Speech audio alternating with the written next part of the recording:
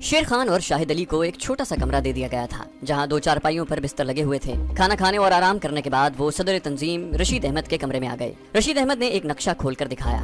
कहने लगा, ये हमारे आदमियों ने मजूरा शहर के मज़ाफ़ात में इस इलाके का नक्शा बनाया हुआ है जहाँ फजा से फजा में मार करने वाले एंटी मिसाइलों पर काम शुरू है। अभी सिर्फ कागजी तैयारियां हो रही हैं। बहुत जल्द भारत का ये एटमी प्रोजेक्ट ऐसे एंटी मिसाइल को फजा में ही तबाह कर देंगे। इसके अलावा हमें जो खुफिया इत्तलात मिली हैं, इनके मुताबिक इसी प्रोजेक्ट के एक अलहदा प्लांट में ऐसे आतिश की रॉकेट भी तैयार किए जा रहे हैं जिन्हें मकबूजा कश्मीर में कश्मीरी हुर्रियत परस्तों के खिलाफ इस्तेमाल किया जाएगा।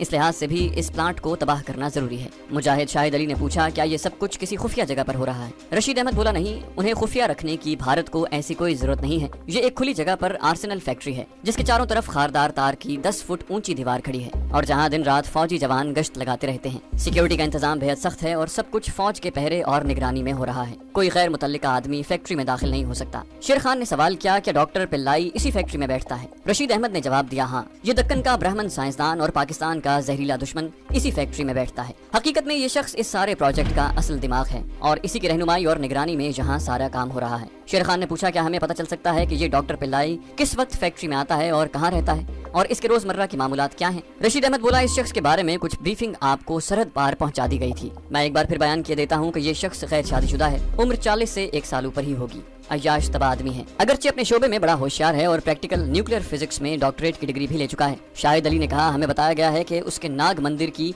किसी उर्मिला नामी दासी से दोस्ताना मरासिम भी हैं। तुम लोगों ने बिल्कुल ठीक सुना है, रशीद अहमद ने कहा। इस शख्स के दूसरी औरतों से भी मरासिम हैं, लेकिन उर्मिला नामी नाग मंदिर की नाग दासी इसकी मंजूर नजर है। सबसे अहम बात जो मैं आपको बताने वाला था ये है कि इस डॉक्टर थानू पिल्लाई को हर वक्त बॉडीगार्ड्स अपने घेरे में लिए रहते हैं। दिन हो या रात, डॉक्टर पिल्लाई जहाँ जाता है मुसल्लह बॉडीगार्ड इसके आगे पीछे और दाएं बाएं मौजूद रहते हैं। रात को जहाँ ये शख्स सोता है वहाँ भी 10-12 फौजी जवान पहरे पर मौजूद होते हैं। शेर खान कहने लगा, इसका मतलब है कि डॉक्टर पिल्लाई कहीं और किसी जगह भी अकेला नहीं जाता। रशीद अहमद कहने लगा, इसे इसकी इजाजत नहीं है। ये शख्स भारतीय वजारत दिफा के लिए बेहद कीमती है। हुकूमत को यह भी इल्म है कि कश्मीरी कमांडोज की सरगर्मियां जुनूबी भारत तक फैल चुकी हैं। चुनांचे डॉक्टर पिल्लाई को किसी हालत में भी घर से या फैक्ट्री से अकेले निकलने की इजाजत नहीं है। शाहिद अली कहने लगा, जब ये शख्स अपनी दोस्त नाग दासी उर्मिला से मिलने जाता है तो क्या उस वक्त भी फौजी जवान बतौर बॉडीगार्ड इसके सर पर मौजूद होते हैं? रशीद अहमद बोला, जी हाँ, उस वक्त भी फौजी बॉडीगार्ड डॉक्टर पिल्लाई के आगे पीछे और दाएं बाएं होते हैं। ये भारतीय हुकूमत की मजबूरी है। भारतीय सरकार ने नाग दासी उर्मिला को ये इजाजत नहीं दी कि वो डॉक्टर पिल्लाई के घर पर या किसी दूसरी जगह आकर मिले।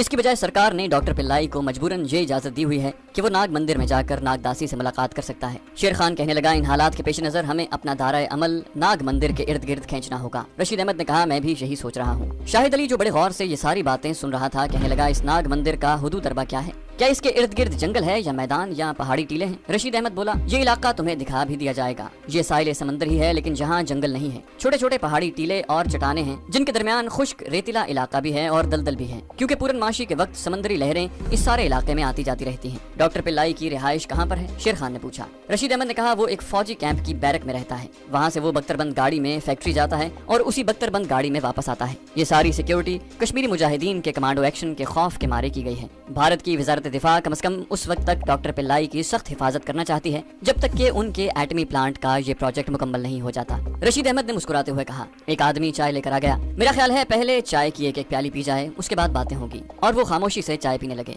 हर शख्स चाय पीते हुए अपने अपने तौर पर बहुत कुछ सोच रहा था। शेर खान अपने जहन में लाइन ऑफ एक्शन तैयार कर रहा था। उसका टारगेट मजूरा का नाग मंदिर ही था। मुजाहिद शाहिद भी इन्हीं खुतूत पर गौर कर रहा था। जब रशीद अहमद ने शेर खान से पूछा कि इसके ख्याल में उन्हें किस मकाम को अपनी मनसूबाबंदी का मरकज बनाना चाहिए, तो शेर खान ने कहा कि मेरे जहन में तो नाग मंदिर ही है। शाहिद अली ने उसकी तायद की और कहा, मैं भी यही सोच रहा हूँ, क्योंकि सिर्फ यही एक ऐसी जगह है जहाँ किसी न किसी वक्त डॉक्टर पिल्लाई नाग दासी उर्मिला के साथ तन्हा और बॉडीगार्ड्स के बगैर हो सकता है। रशीद अहमद कहने लगा, लेकिन उस वक्त भी मुसल्लह बॉडीगार्ड नाग मंदिर के चारों तरफ मौजूद होंगे। शेर खान ने कहा, आखिर कुछ न कुछ मनसूबाबंदी तो हमें भी करना पड़ेगी। हमारी मनसूबाबंदी यही होगी कि वो कौन सा तरीका है जिस पर अमल करते हुए हम में से कोई एक कमांडो इस फौजी हिसार को तोड़कर डॉक्टर पिल्लाई तक पहुंच सकता है। यही एक नुक्ता है जो हमारी तुम्हारी प्लानिंग और हमारे तमाम गौर फिक्र का मरकज होगा। रशीद अहमद ने कहा, मैं भी कुछ इसी तरह से सोच रहा था। तो फिर मेरा ख्याल है कि सबसे पहले तुम लोगों को नाग मंदिर के आसपास के इलाके का खुफिया सर्वे कराना है मुजाहिद शाहिद अली कहने लगा, मजूरा यहाँ हैदराबाद से काफी दूर है, उस शहर में से मैं 2-1 बार गुजर चुका हूँ। अगर हम अपने कमांडो एक्शन का मरकज नाग मंदिर को ही बनाते हैं तो इस सूरत में हमें कुछ अरसा मजूरा में कयाम करना पड़ेगा और हमारा कयाम भी खुफिया होगा। क्या वहाँ कोई ऐसा इंतजाम हो सकता है? रशीद अहमद मुस्कुराने लगा और कहा, मुसलमान भारत के कोने कोने में आबाद हैं और जहाँ जहाँ मुसलमान आबाद हैं उनकी हमदर्दियाँ दिलो जान से पाकिस्तान और कश्मीरी मुजाहिदीन के साथ हैं। आप लोग उसकी फिक्र न करें, हमारे आदमी वहाँ मौजूद हैं, वहाँ हमें हर तरह की सहूलत मुयस्सर होगी। मैं खुद आप लोगों के साथ वहाँ जाऊँगा। शेर खान ने कहा, तो फिर हमें देर नहीं करनी चाहिए, ये सारा मिशन इमरजेंसी का मिशन है, हमें कल ही मजूरा की तरफ रवाना होना चाहिए। रशीद अहमद बोला, मैं आज रात ही वायरलेस पर अपने खुफिया सिग्नल के जरिए मजूरा में मौजूद अपने आदमियों को पैगाम पहुंचा देता हूं, हम कल हैदराबाद से चल पड़ेंगे। वो दिन और रात उन्होंने हैदराबाद में ही गुजारा। दूसरे दिन मजूरा जाने के लिए अपनी नीम खुफिया जगह से निकलकर रेलवे स्टेशन की तरफ रवाना हो गए। रशीद अहमद उनके साथ था। रेलवे स्टेशन पर आकर उन्होंने मजूरा शहर के 3 टिकट लिए और प्लेटफॉर्म पर आकर अलग अलग होकर बैठ गए। ये एहतियात इसलिए जरूरी थी कि जब से मकबूजा कश्मीर के महाज पर मुजाहिदीन की सरगर्मियां तेज हो गई थी और भारतीय फौजी कैंपों पर और भारतीय फौजियों पर मुजाहिदीन के हमले तेज हो गए थे, यहाँ भी सिक्योरिटी सख्त कर दी गई थी। इसकी 2 वजूहात थी। पहली वजह तो ये थी कि दक्कन मुस्लिम अक्सरियत का इलाका था और दूसरी वजह ये थी कि ये आंध्र प्रदेश का सदर मकाम था। ट्रेन पीछे नागपुर से आ रही थी। ये नागपुर एक्सप्रेस थी और मजूरा से आगे भारत की जनूबी तिकोन की मशरकी जानिब वाक़े तिरुनावली शहर को जाती थी। उस वक्त दिन के 9:30 बजे का वक्त था। हैदराबाद का आसमान बदस्तूर अबरालूद था और काफी हब्स हो रहा था। नागपुर एक्सप्रेस प्लेटफॉर्म पर आकर रुकी तो स्कीम के मुताबिक तीनों मुजाहिद यानी रशीद अहमद, कमांडो शेर खान और मुजाहिद शाहिद अली अलग अलग डिब्बों में सवार हो गए। उन्हें मजूरा तक अलग अलग डिब्बों में ही सफर करना था। नागपुर एक्सप्रेस हैदराबाद से बीजवाड़ा, नेलोर और तिरुचिरापल्ली से होती हुई मजूरा पहुंचती थी। ये पूरे 1 दिन और 1 रात का सफर था। ट्रेन को मजूरा अगले दिन दोपहर के वक्त पहुंचना था। ट्रेन चल पड़ी, सारा दिन गुजर गया, सारी रात भी गुजर गई। रास्ते में किसी किसी जगह अपने डिब्बों से उतरकर वो एक दूसरे को दूर दूर से देखकर एक दूसरे की खैरियत मालूम करते। चूंकि ये तीनों मुजाहिद इस इलाके की तमिल जबान अच्छी तरह समझते थे और बोल लेते थे, इसलिए इन्हें मुसाफिरों के साथ बातचीत में कोई दुश्वारी पेश नहीं आ रही थी और मुसाफिरों को भी अजनबियत का एहसास नहीं हो रहा था। तीनों मुजाहिदों को इस तवील सफर में इस तहफ्फुज़ की जरूरत थी। दूसरे दिन दोपहर के वक्त ट्रेन मजूरा के स्टेशन पर पहुंची। मजूरा पहुंचकर तीनों मुजाहिद सबसे पहले अपने मकामी साथी अरसलान के पास गए। फिर वो सब नाग मंदिर की रैकी पर गए और नाग मंदिर में घूम फिर कर ये जायजा लेने लगे कि वो अपने प्लान को किस तरह काबिल अमल बना सकते हैं। एक जगह पहुंचकर मुजाहिद शाहिद अली ने कहा कि हमें इसी जगह अपनी पनाहगाह बनानी होगी, हम पर किसी को शक भी नहीं हो सकता। किसी ने हमें देख भी लिया तो वो यही समझेगा कि हम नाग सन्यासी हैं और यहाँ बैठकर अमल करते हैं। मुझे तमिल जबान में नाग पुजारियों के कुछ अश्लोक भी याद हैं। अरसलान ने उसकी तरफ तहसीन आमेज नजरों से देखकर कहा, ये तो बड़े कमाल की बात है शाहिद भाई, हम इसी शहर मजूरा के तमिल मुसलमान हैं मगर हमें आज तक किसी नाग अश्लोक का पता नहीं चला। शेर खान बोला, अरसलान भाई, शाहिद बड़ा कमाल का आदमी है, इसकी खूबियों का तो तुम्हें आहिस्ता आहिस्ता पता चलेगा। और भी सुनो, शाहिद भाई सांपों को पकड़ने और उन्हें सुधाने का गुर भी जानते हैं। अरसलान ने हैरानी से शाहिद अली को देखा, क्या वाकई? मुजाहिद शाहिद अली कहने लगा, दरअसल कश्मीर के महाज पर मैं जम्मू तवी के जंगलों में काफी देर फिरता रहा हूँ। वहाँ एक मुसलमान सपेरे से मुलाकात हो गई थी। उसने मुझे सांप पकड़ने, उन्हें सुधाने के तरीके भी बताए थे और उनके कुछ मंत्र भी जबानी याद करवाए थे। ये मंत्र तमिल जबान में थे क्योंकि वो सपेरा मद्रास के करीब के गांव का रहने वाला था। अरसलान बोला, ये तो बड़ी अच्छी बात है, तुम्हारी ये खूबी हमारे लिए मददगार साबित हो सकती है। फिर उसने शेर खान से पूछा, यहाँ आप लोगों को जिस जिस चीज की जरूरत है वो मुझे बता दें, आपको मुहैया कर दी जाएगी। शेर खान ने जवाब दिया, अभी हमें सिर्फ 2 पुराने कंबलों, 2 गेरुए रंग की चादरों और एक दरी की जरूरत होगी। ये सब चीजें काफी पुरानी और इस्तेमाल शुदा होनी चाहिए। शाहिद अली बोला, इसके अलावा पानी रखने वाले 2 पुराने डोल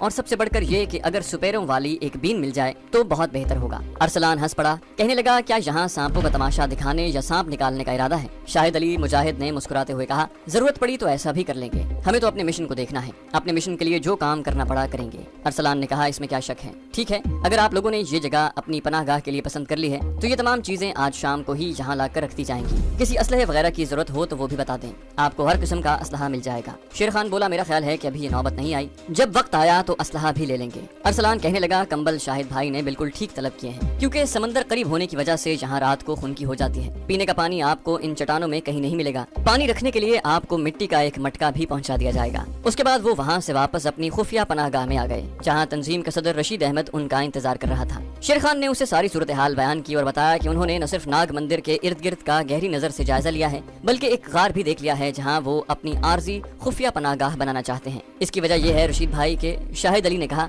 अगर हम अपनी सुराग रसानी का मरकज नाग मंदिर को बनाते हैं تو ہمیں اس کے قریب رہنا ہوگا اور ہم ناگ سنیاسیوں کے بھیس میں ہی وہاں رہیں گے تاکہ کسی کو ہم پر شک شبہ نہ ہو۔ ہم یہی ظاہر کریں گے کہ شمالی یا وسطی بھارت سے ناگ دیوتا کے درشن کرنے اور جہاں بیٹھ کر کچھ راتیں تپسیا کرنے آئے ہیں۔ اس طریقے سے ہمیں نہ صرف یہ کہ ناگ مندر کے اندر جانے اور وہاں کے خاص پجاریوں سے میل ملاقات بڑھانے کا موقع مل جائے گا، بلکہ ہم ناگ داسی ارملا تک بھی آسانی سے پہنچ سکیں گے اور اس کے ذریعے ہمارے ہاتھ اپنے ٹارگٹ یعنی ڈاکٹر پلائی کی گردن تک آسانی سے پہنچ جائیں گے۔ رشید احمد اور ارسلان دونوں نے اس خیال کو پسند کیا۔ رشید احمد کہنے لگا، لیکن اس خطرناک بھیس میں تمہیں بڑی احتیاط کی ضرورت ہوگی، تم دونوں پنجابی ہو، یہاں کے لوگوں اور خاص طور پر ناگ مندر کے پجاریوں کے سامنے تمہارے منہ سے پنجابی کا ایک لفظ بھی نہیں نکلنا چاہیے۔ شیر خان نے کہا، اس کی ہمیں خاص ٹریننگ بھی ملی ہوئی ہے اور ہم خاص طور پر اس بات کا خیال رکھیں گے۔ جب ارسلان نے رشید احمد کو بتایا کہ شاہد علی کو سپیروں والی ایک بین کی بھی ضرورت ہے تو رشید احمد کہنے لگا، ارے شاہد بھائی، سپیروں والی بین کیا تم بجا لو گے؟ مجاہد شاہد نے کہا، جموں توی میں مجھے جو سپیرا ملا تھا اس سے میں نے بین بجانی بھی سیکھ لی تھی۔ رشید احمد نے پوچھا، یہ تمہیں مل جائے گی؟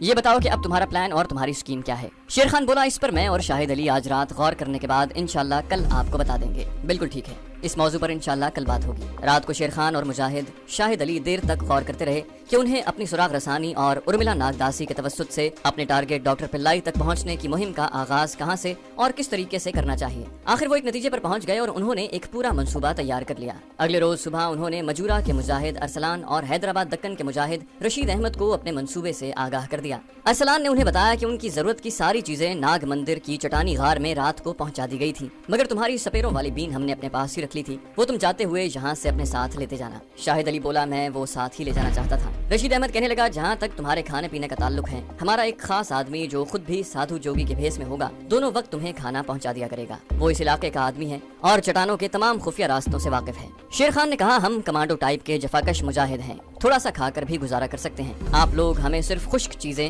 اور وہ بھی دن میں ایک بار بھجوا دیا کریں۔ اول تو اس کی بھی ضرورت نہیں ہے، میرا خیال ہے کہ ناگ مندر میں جو باہر سے جوگی سادھو وغیرہ آتے ہیں وہ مندر کے لنگر ہی سے کھا پی لیتے ہوں گے۔ ارسلان بولا، ہاں ایسا بھی ہے، مندر میں ہر وقت دال چاول کا لنگر جاری رہتا ہے، لیکن میرا خیال ہے کہ جب تک آپ لوگ وہاں کے ماحول کے عادی نہیں ہو جاتے، ہمارا آدمی دن میں ایک بار آپ کو خشک چاول وغیرہ دے جایا کرے گا۔ شاہد علی نے کہا، ہم آج شام سورج غروب ہونے کے ساتھ ہی اپنی مہم پر ناگ مندر کی طرف چل دیں گے۔ ہم مندر میں بیٹھ کر وہاں کے ماحول کا پورا جائزہ لیں گے اور ناگ داسی ارملا کا کھوج لگانے کی کوشش کریں گے۔ رات کو ہم اپنی چٹانی غار والے خفیہ پناہ گاہ میں ہی آرام کریں گے۔ کل کسی وقت آ کر ہم میں سے کوئی ایک آپ کو رپورٹ کر دے گا کہ ہمیں ناگ داسی کا سراغ لگانے میں کچھ کامیابی ہوئی ہے یا نہیں۔ رشید احمد نے کہا، میرے خیال تم میں سے کسی کو ہمارے پاس آنے کی ضرورت نہیں، میں خود کل تمہارے پاس آ جاؤں گا۔ شیر خان بولا، یہ اچھی بات ہے، ہمیں کچھ دیر مندر میں ہی رہنا چاہیے، اس لیے کہ ہماری تمام سرگرمیوں کا مرکز اب یہ ناگ مندر ہی ہے۔ یہی ایک جگہ ہے جہاں ہم ڈاکٹر پلائی کو ہلاک کرنے کے کسی منصوبے پر عمل کر سکتے ہیں، کیونکہ نہ ہم ایٹمی میزائل فیکٹری میں اس کے قریب جا سکتے ہیں اور نہ ہی رات کے وقت فوجی چھاؤنی میں اس پر حملہ کر سکتے ہیں جب وہ رات کو پوری فوجی بٹالین کی موجودگی میں ہوتا ہے۔ صرف یہی ایک ناگ مندر ایسی جگہ ہے جہاں ہم اسے قابو کر سکتے ہیں، اگرچہ یہاں بھی اس کے ساتھ فوجی باڈی گارڈ ہوتے ہیں، لیکن جہاں وہ اپنی دوست ناگ داسی ارملا سے ملنے ناگ دیوتا کی پوجا کے بہانے آتا ہے اور ارملا ناگ داسی سے تنہائی میں ضرور ملتا ہوگا، بس ہمیں اسی جگہ اس پر فیصلہ کن حملہ کرنا ہوگا۔ مجاہد ارسلان نے کہا، میں یہی مشورہ دوں گا کہ آپ لوگ غار والی پناہ میں تھوڑا بہت اسلحہ ضرور ساتھ رکھیں، کوئی پتہ نہیں اس کی کس وقت ضرورت پڑ جائے۔ شیر خان نے شاہد علی کی طرف دیکھا، دونوں کچھ سوچ رہے تھے۔ پھر شاہد علی بولا، بہتر ہے آپ ایسا کریں کہ 2 چھوٹے پستول جن پر سائلنسر چڑھے ہوئے ہوں کچھ فالتو گولیوں کے ساتھ ہمیں غار میں پہنچا دیں۔ ارسلان نے کہا، یہ چیزیں ہمارا آدمی آج رات آپ کو پہنچا دیں۔